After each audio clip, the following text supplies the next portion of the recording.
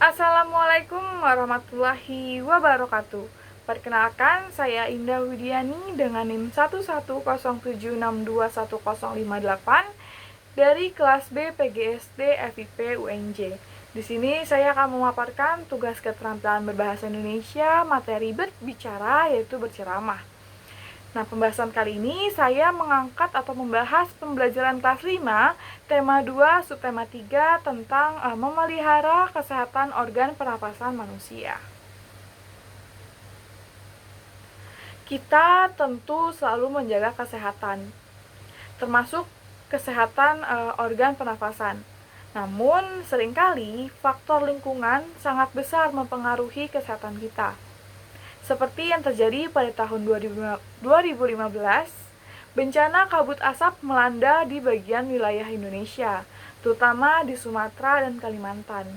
Nah, pada bahasan kali ini, saya akan membahas tentang 9 bahaya kabut asap dan juga cara mengatasinya.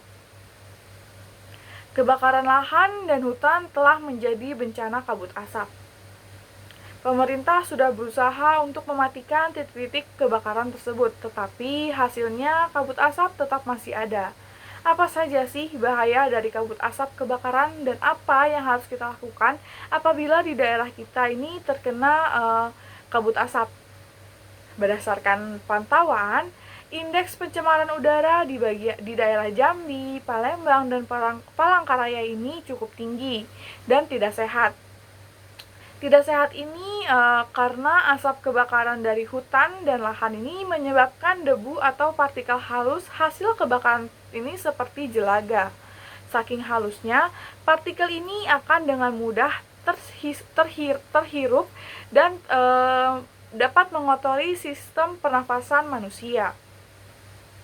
Selain partikel halus, kebakaran juga mengandung zat-zat berbahaya lainnya seperti ozon, sulfur dioksida, karbon monoksida, dan juga nitrogen oksida. Kabut asap ini dapat mengganggu kesehatan semua orang, baik orang yang kondisinya sehat maupun orang yang sedang sakit. Namun, pada orang yang kondisinya kurang sehat atau kesehatannya kurang, khususnya pada orang-orang yang memiliki riwayat penyakit pada pernafasan, anak-anak dan balita, kabut asap adalah bencana yang bisa mengancam kesehatannya atau jiwanya. Nah, apa saja sih bahaya dari kabut asap ini bagi kesehatan kita? Berikut ini ada beberapa bahaya kabut asap bagi kesehatan. Yang pertama, kabut asap dapat menyebabkan iritasi pada mata, hidung, dan tenggorokan. Yang kedua, kabut asap dapat menyebabkan reaksi alergi, peradangan, dan mungkin infeksi. Yang ketiga, kabut asap dapat memperburuk penyakit asma dan juga penyakit paru-paru kronis lain seperti bronkitis kronis.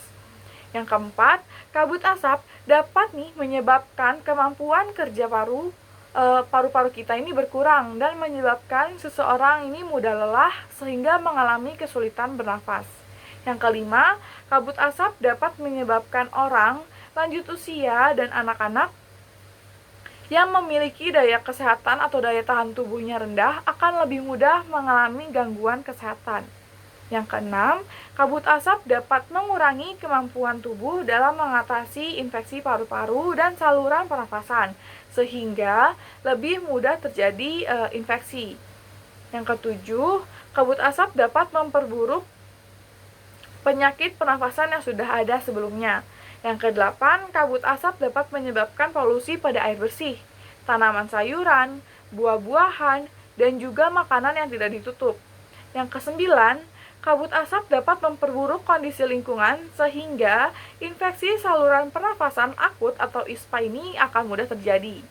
Nah, selanjutnya ini apa sih? Bagaimana gitu cara kita melindungi diri kita dari kabut asap ini? Yang pertama, hindari atau kurangi beraktivitas di luar rumah atau gedung, terutama bagi mereka yang menderita penyakit jantung dan gangguan pernafasan. Yang kedua, selalu memakai masker jika harus keluar rumah. Nah, pakailah masker dengan benar untuk menutupi hidung dan juga mulut. Yang ketiga, Minumlah air putih lebih banyak dan lebih sering agar debu atau partikel halus yang menempel pada tenggorokan akan masuk ke dalam pencernaan sehingga akan ikut terbuang bersama kotoran. Yang keempat, segeralah pergi atau berangkat ke dokter atau ke layanan kesehatan terdekat bila mengalami kesulitan pernafasan atau gangguan kesehatan yang lain. Yang kelima, segera lakukan perilaku hidup bersih atau PHBS seperti makan makanan bergizi, banyak minum, banyak mengonsumsi buah-buahan, dan juga jangan dekat-dekat dengan orang merokok, serta juga istirahat yang cukup. Yang keenam, upayakan agar asap dari luar ini tidak masuk ke dalam rumah atau gedung. Yang ketujuh, tempat penampungan air minum dan makanan itu harus ditutup dan terlindung dengan baik. Yang kedelapan, buah-buahan dan sayuran dicuci sebelum dikonsumsi. Bahan makanan dan minuman ini harus dimasak dan dibersihkan dengan baik. Nah, itu saja yang dapat saya jelaskan mengenai 9 bahaya dari kabut asap dan cara mengatasinya. Apabila ada kesalahan dan kekurangan, mohon dimaafkan. Kurang lebihnya mohon maaf. Wassalamualaikum warahmatullahi wabarakatuh.